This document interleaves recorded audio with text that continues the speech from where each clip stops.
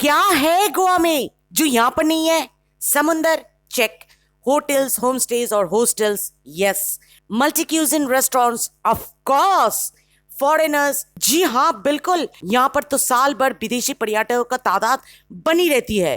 Western wear की दुकानें जी हाँ वो भी है। इनफैक्ट यहाँ पर तो कुछ एक्स्ट्रा है जो गोवा में आपको नहीं मिलेगा, जैसे कि होटल्स वो काफी चीप और अफोर्डेबल है, रेस्टोरेंट्स काफी बजट फ्रेंडली है, क्लिफ और समुंदर एक साथ। Can you imagine?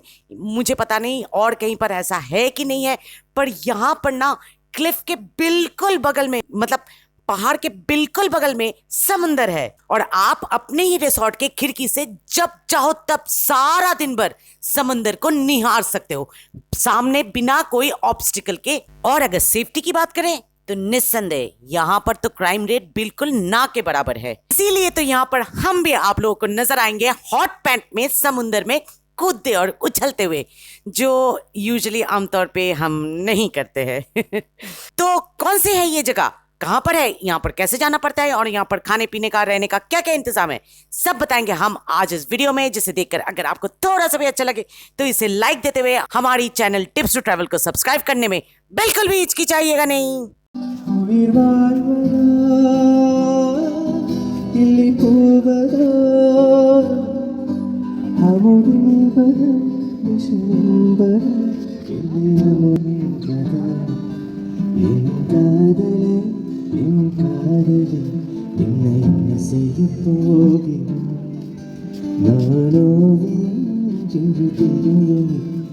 तो पहले तो आप लोगों को इस जगह की खासियत हम बता देते हैं। आमतौर पे क्या होता है कि पहाड़ और समुद्र के बीच में पहाड़ का जो ढाल है वो रहता है, वो धीरे धीरे धीरे करके समुद्र में जाकर खत्म होता है और समुद्र वहीं से चालू होता है। पर यहाँ पर जो है ना, अजीब सा कुदरती करिश्मा है, जैसे लग रहा है कि कुदरत एक बटर नाइफ से पहाड़ को काट दिया है और जहाँ पर पहाड़ खत्म हो रहा है वहीं से समुद्र चालू हो रहा है। अजीब है ना? इसीलिए तो वीडियो के प्रारंभ में हमने कहा था कि आप अपने होटल की खिड़की से डायरेक्ट समुद्र को देख सकते हो, बीच में कोई भी ऑब्स्टेकल नहीं दिखेगा आपको। और इसी कारण के लिए जैसे ही आप इस रास्ते पे चल रहे हो ना, तो जगह जगह पे आपको ये डेंजर साइन दिखाई देगा जो आपको इत्तला करेगा कि ज्यादा आप एज पे ना जाए, क्योंकि वहां से आपका नीचे गिर जाने का खतरा रहेगा।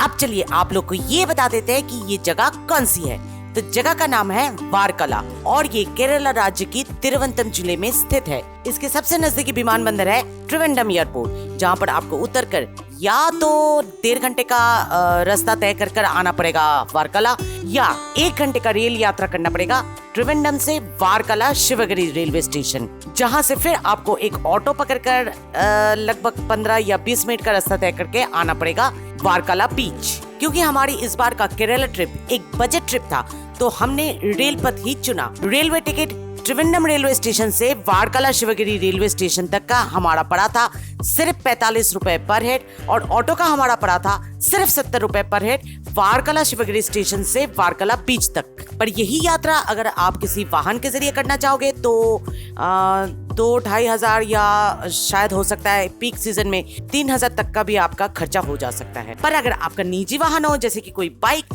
तब तो बहुत ही बढ़िया रहेगा। और ज्यादातर यहाँ पर जो आते भी है ना यात्रियां, बाइक में ही आते हैं, क्योंकि है तो आफ्टर ऑल ये मिनी गोवा बाइकर्स और यंगस्टर्स का ultimate party and vacation destination.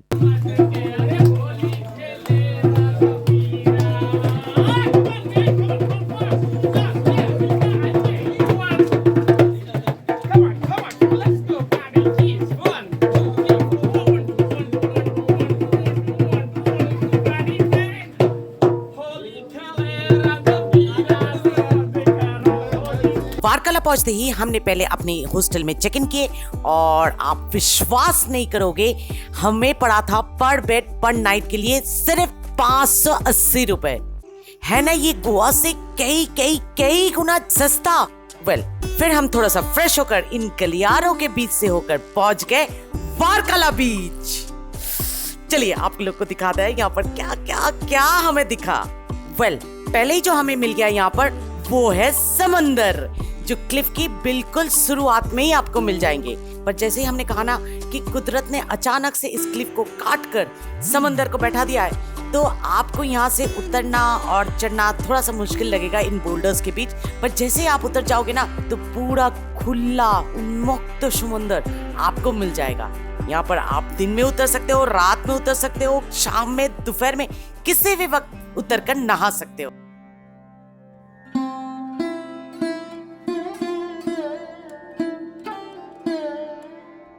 नीला नीला समुंदर, मजा ही आ जाएगा ठंडा ठंडा पानियों में। और यहाँ पर एक आपको आइसक्रीम ट्रक और नारियल पानी भी मिल जाएगा, जिसका सेवन करके हम इस चोटी पर चढ़ना शुरू किए। और हमें क्या क्या मिला, क्या क्या दिखा, चलिए आप लोग को दिखाते हैं।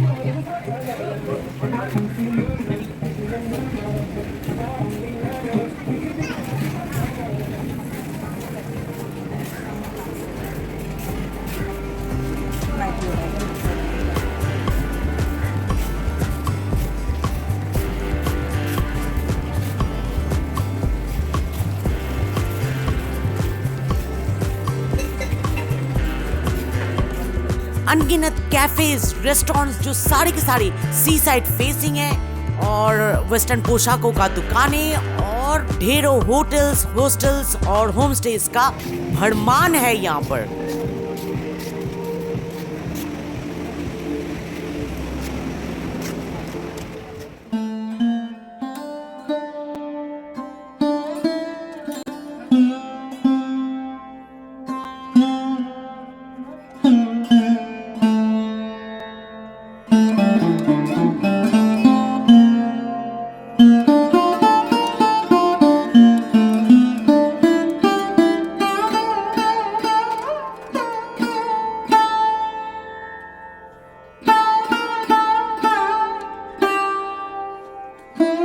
जैसे जैसे आप इस क्लिप की चोटी पर चढ़ते रहोगे ना, वैसे वैसे होटल्स और होम स्टेज और ब्यूटीफुल लग्जूरियस कॉटेजेस का संख्या भी बढ़ते रहेगी।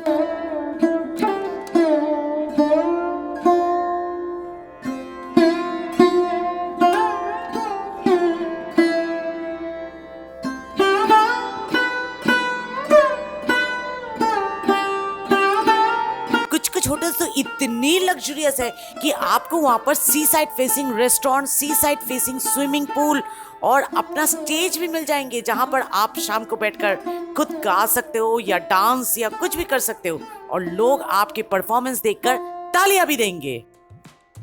पर इस जगह का असली मजा, असली वाइब तो बनती है दिन ढलने के बाद।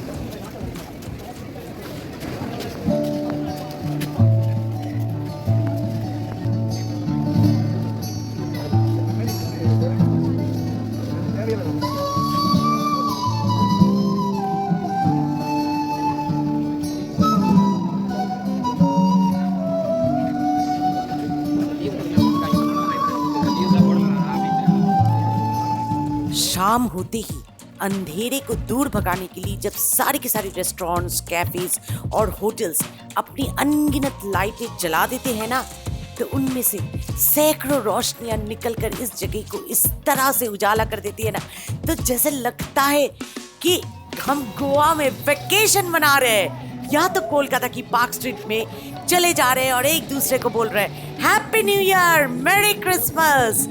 इस तरह का पार्टी का वातावरण बन जाता है ना यहाँ पर कि आप अपने को रोक नहीं पाओगे और पूरे शिद्दत के साथ एंजॉय करने लगोगे, और आपकी इस पार्टी वाली फीलिंग को ना और भी चार चांद लगा देगी, इनफैक्ट बढ़ावा देगी हर एक रेस्टोरेंट्स और कैफे से ये धीमी धीमी मध्यम सी आते हुए म्यूजिकल धुनें।